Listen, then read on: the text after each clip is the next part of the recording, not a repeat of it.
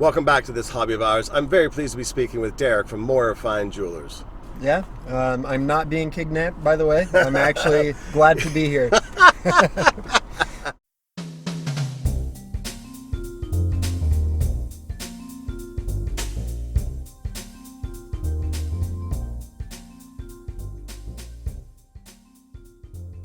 Watch yapping and roundabouts in Carmel, Indiana. We are with the esteemed Derek from Moyer Fine Jewelers. What up, D? Hey, what's up, D? Yeah, just kind of goofing off. I've absconded with their lead salesperson, and just want to do some watch yapping as we cruise around Carmel to see how many of the roundabouts we can go through before I need to get you back to the shop. But by the time this episode will have aired, you will no doubt seen the episode featuring the WatchTime event.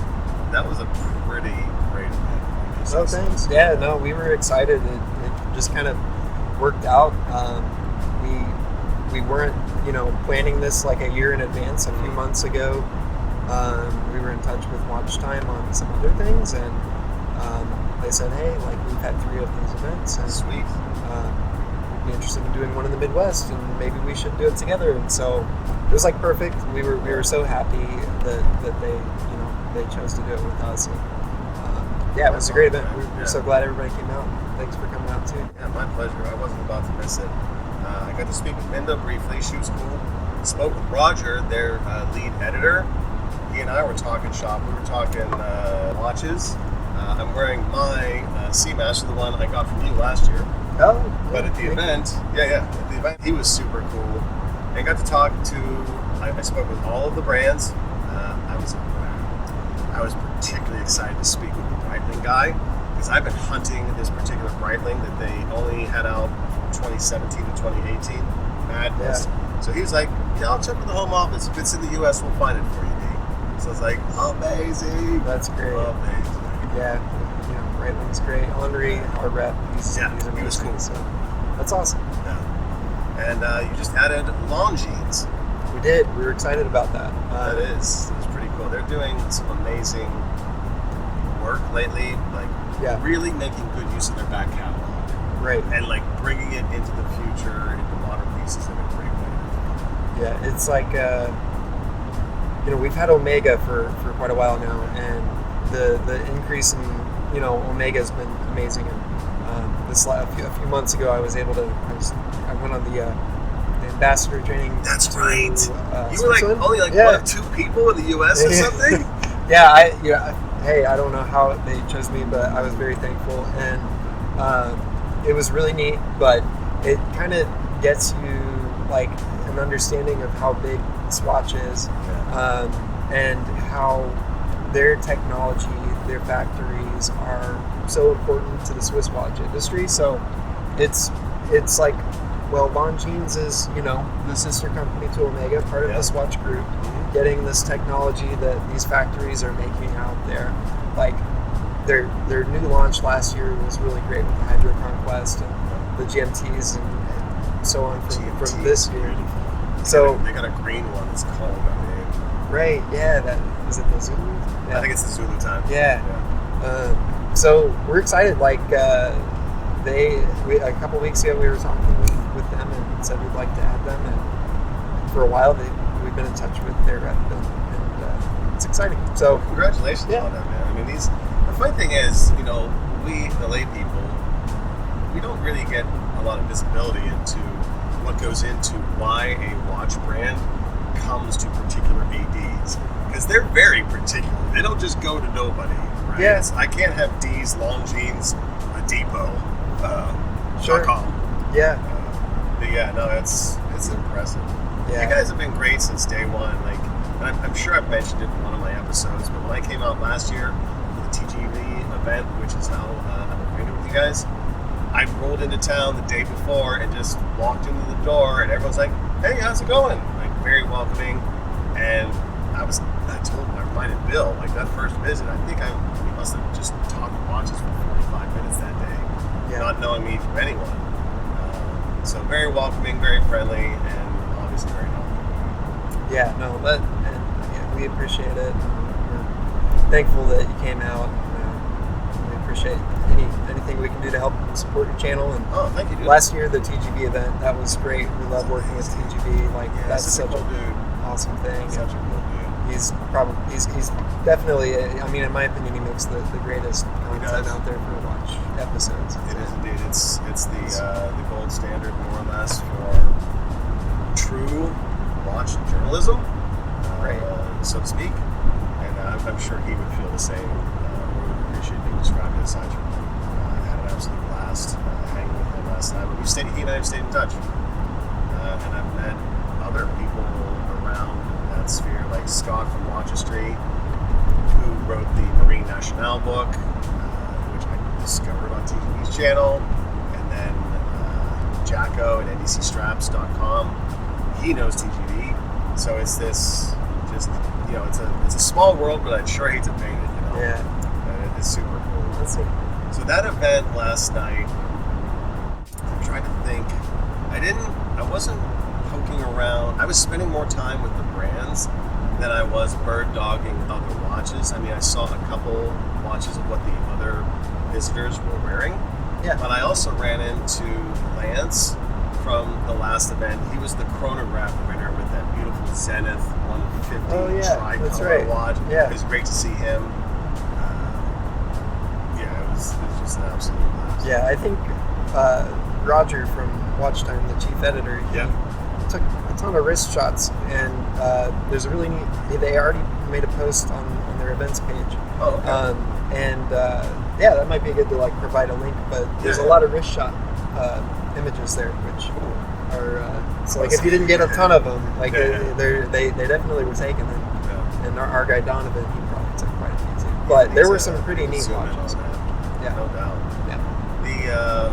What we like to do on the watch yapping when we have a guest on the first time, I like to get a little bit into the mindset of the collector, because that's how you learn about new watches you didn't know about. So what was your first watch of import, whether it was when you were a kid or your first major one? Tell me a little bit about that. So my first watch that I remember significantly, I guess, was a Seiko that I saved up for. I used to mow yards. That was kind of my thing when I was your hustle? When I was between the age of, I think, 11 or 12 to getting into college and everything. I would mow around the neighborhood, bought a nice mower, but I saved up and bought this Seiko with an alarm and a chronograph, and it was two-tone, and it probably was in 5 years, it was probably one of the most not in style watches pretty quickly after I bought it. But you loved it, right? You saved up for it, dude. Yeah. So anyways, I always I wore that all the time. I didn't I'd say when I was younger I wasn't a big I wasn't following watches a lot and kind of getting into it. I just kind of liked them. I wore a small gold necklace and chain. But yeah, that was kind of I guess, and then through college, I wanted to get a job in sales and worked at a corporate jewelry store. I guess that's how I came into the industry. But yeah, so it was a Seiko. Sweet. Did you? I know you're married. I know you're a dad. Did you do any? Did you dig in we're not investment, but a special event? That's what I'm searching for. Is there a special watch you wore when you got married? Is there a special watch when you had your son? That kind of stuff. I'm trying to think back from my wedding. I'd say I didn't get deep into watches until I came to Moyer. I was kind of in the industry, so I'm trying to remember. I don't think I had a significant one in the wedding, but as far as for the kids, I've been the past couple of trips I've gone in Switzerland. I've gotten my son a Swatch watch. First was a flick flack, and then this recent one was a skeleton dial with a blue strap. And it's fun. He's getting into it a little bit. Him and his buddies at his school are kind of talking about watches. That's funny. Talking about Rolexes, of course, right? Yeah. Could you imagine being on the playground talking Rolex? That's so funny. Yeah, the music and everything. Yeah. It's all fun to them.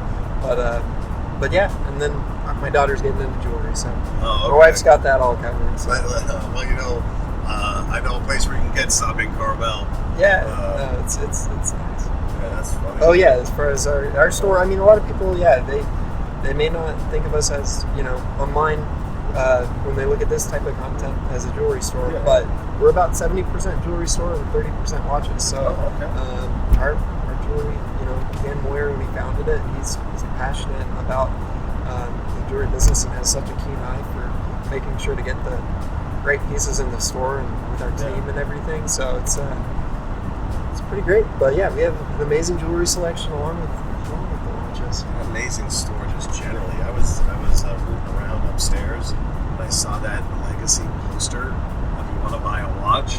Oh yeah. Is that actually him from back in the day? Yeah, Or yeah. is that a mock-up? I always say that we should bring that back and put it on like a big billboard. But Well, it's going to be on my video because I took a picture oh, of it. cool. Yeah. I found that very funny. Yeah. So how long have you been at Moyer? I forget. It was February of 2012, so I Okay. guess it's been 12 years or so. 12 years. I was at my last job for a good while too. Like, when you find a nice place that feels like home, and it gives you a chance to grow. That's pretty cool. That's good. What all did you see at Watches and Wonders this year that you were super excited about? Yeah, it was a great show. Bill and I went. First off, like the weather was nice, which we haven't had that on one of those trips for a while, and so it felt great. It was like perfect. Like we could be outside in shorts and short sleeves. But it was great weather, and then the product was great, and we went to Time to Watches. We went to Watches and Wonders. There's another like exhibit at Beau Rivage where they had like a few more independent brands. And as far as like the Watches and Wonders pieces, like we were really excited about Zenith. They had that 1969 diver that they brought back. Yeah, the orange one. Yeah, that's really cool. That's the Define line. Yeah, it is, and like it was a great segue to create that diver collection. Like last year, they created the pilot collection.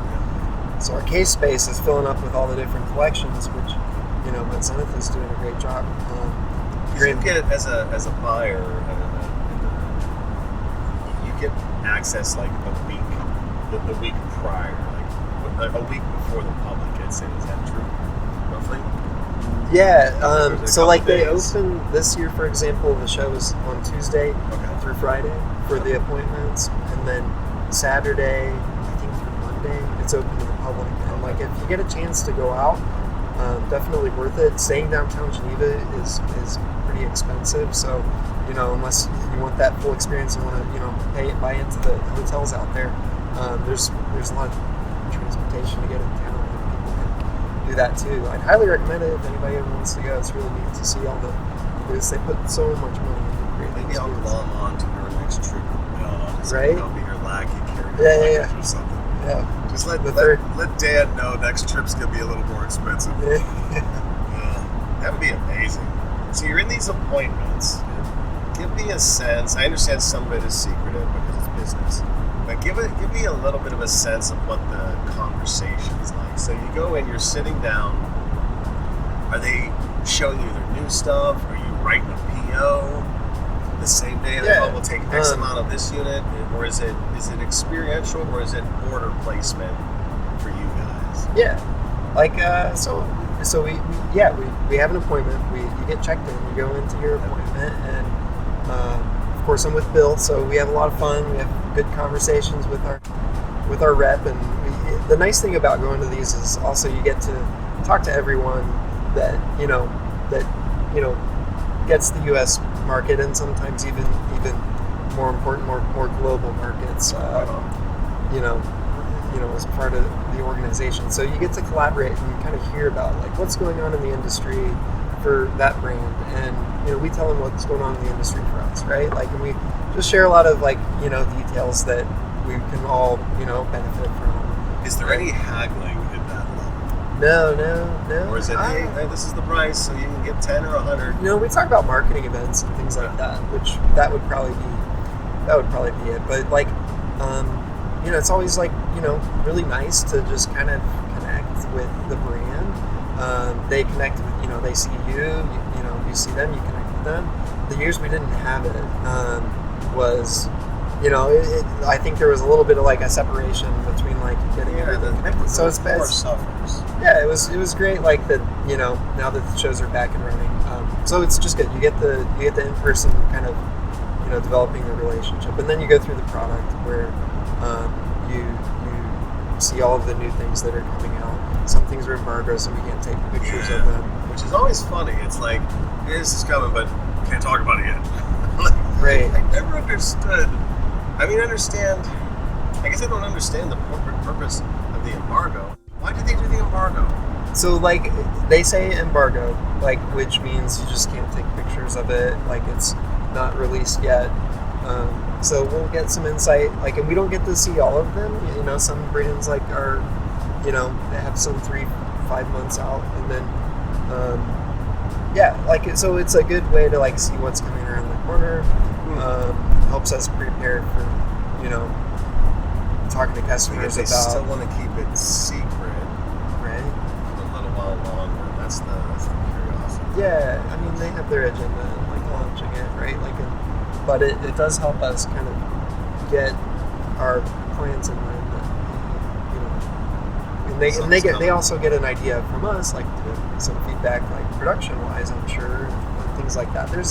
So it's really good. Like,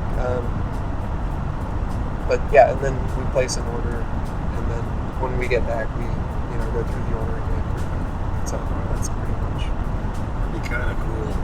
I am a haggler, just TBH, but I'm doing onesie twosies. I'm not ordering in bulk. So do you place the order for the entire year, or is it step? It's mainly the special product. So core product, we kind of constantly work with our rep to replenish. Okay.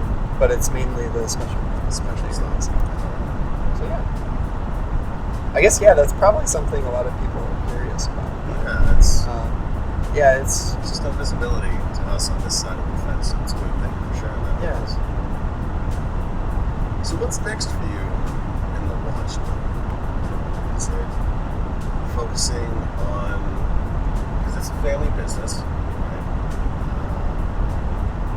You're enjoying, because your space and expertise, or rather focus, I should say, is the online component. Because I think Bill was giving me a sense of that. Is that are you looking to grow the online component? Is that where your focus is at personally? Yeah, I mean, that's like what I've kind of naturally gravitated towards, I guess my background, my degree's in business, and I like the ability to kind of like, I also did a little bit of marketing, but I didn't, have a degree in that. But anyhow, I enjoy the concept of like, developing the online side, and we've had pre-owned watches, and it's tough to do a large amount of business with pre-owned just locally. So it definitely helps out our pre-owned business to do the online aspect too. So we have an eBay store, we have a Carmel 24 store. Okay. Both of those, we keep updated when we get in pre-owned. I love that you do that, by the way, because there's a couple scams of stores that I know that have modest pre-owned sections, but they're under marketing now. And I think there's, for a business to ignore that end of the business is wise. So I'm super glad that you have that. I did a whole video with Bill talking about the governance and the store in the pre-owned section as you hired. And that was very informative. So I'm very grateful for all the time you guys give me this trip. Yeah, absolutely. And so I mean, that, and then working with customers online. We have a lot of great brands. So, there's people in, random towns that don't have a dealer near them. Yeah. And, for the 12 years I've done that for a while and developed some really good relationships across the country. All the way to Pittsburgh. Right, yeah. And so, it's like there's been a lot of stores that have gotten into it lately, which is great too. But it's just been something I've kind of gravitated towards, and I enjoy it. But as far as being entrepreneurial. Like Dan Moyer, is a major entrepreneur. He's a super, intelligent finance person with, as far as like, the aspect of the jewelry business. Like he's one of the best, and Super so sweet guy. it's great working with Total him because he allows us to have that entrepreneurial spirit, which and you can learn from him. oh right? gosh, yeah. I was just really impressed as you're so deep. You're so deep into the business, you might not realize this, but not every AD is welcoming to a person who comes in the door to look at the watches. You guys are fabulous, you crushed it, just amazing from day one. But it's nice to experience that, because I've definitely experienced the other side of not nice people, whether it was in New York or LA, and it's like anything else in the world. You're going to find good and bad places wherever. Yeah. And when you and I connected, and I'm so humbled and honored and grateful that you love the watches, brother. It means the outstanding. Hobby of Hours is still very small, but we are dutiful, and that partnership has meant a lot. So Yeah, I think your motivation, passion for it, I'm sure eventually, your ex-subscribers you have now is going to turn, I'm grinding it. I'm not stopping. Right? So if someone's watching this video saying, oh, maybe he'll stop one day, no. So being a watch salesperson, do you have a big watch collection? Or do you just go into the store one day and say, oh, I'm going to wear this today? Like, is your personal watch collection exorbitant? Yeah, I've got a good collection. I mean, I lately have been trying to stick with like the classics, and I just got a Speedmaster, the new Speedy. Oh, okay. Black Sapphire? I did the sapphire crystal, the black. Interesting. And then today I'm wearing my Monaco. So you love that Monaco, dude. I do like it. I especially this time of year, like race. It is race season. Month. Yeah. It's nice to wear too, because we've got that history with Steve McQueen. He used to live in Indianapolis, but did he grow up here, or did he just spend most of his time? I think it was like his teenage years. I'm trying to remember the whole story, but part of his life he grew up here. But, I've got tons of respect and admiration for Steve McQueen's style. I don't know if you know, but I've got a 2008 Bullet Mustang, which is certainly what drove the colors of the channel, which are Highland green. Okay. And I need to get the Monaco. I'm still torn whether I'm going to go modern era, such as yours, or the old school one, which is, I think, coming down in price. But is there a particular watch in your collection that is your ultimate favorite? I guess the same question goes, which is your favorite child? I love them all equally. Like, right, like all the watches, I mean, they all have their different rotation, I guess, right? But like, I mean, I don't know. I guess like it's hard to pick a favorite. Let me see if I can give you especially being in sales. Like, I mean, it's very, because like when I'm looking at a watch with a client, like I start liking that watch for the client so much that I make myself really appreciate the watch more. So it's kind of like, I don't know, like I try and keep a very open mind to having a favorite. But if for some reason you had to liquidate everything, you could only keep one, whatever one, which one would that be? It's such a tough question. I'll tell you mine while you're thinking of yours. I've got a Seamaster, a GMT, Brosnan Arrow wave dial. Okay. So it's an automatic, it's coaxial. But if you remember the original Pierce Brosnan blue Seamaster, although the very first one was quartz, this one's the automatic. That is my bar none absolute favorite watch of all time. Followed closely by the Porsche design chronograph, which I feature a lot on my channel. But that Omega would be my absolute one if I could only keep one. Yeah. Does that help inform your decision on yours? No. I'd say I'd have to be a dive watch or something that's water resistant. Yeah. You got dad life. Right? Like, I mean, you're going to take it to the pool and stuff. If you can only have one watch, right? Like, it's got to be durable. but that's so hard to do. I'll leave you off the hook on that one. I guess Good like news though. While you were out of the office today, I was in your office today, and I was just running amok. One case to another. Donovan hooked me up, got me this one, got me that one.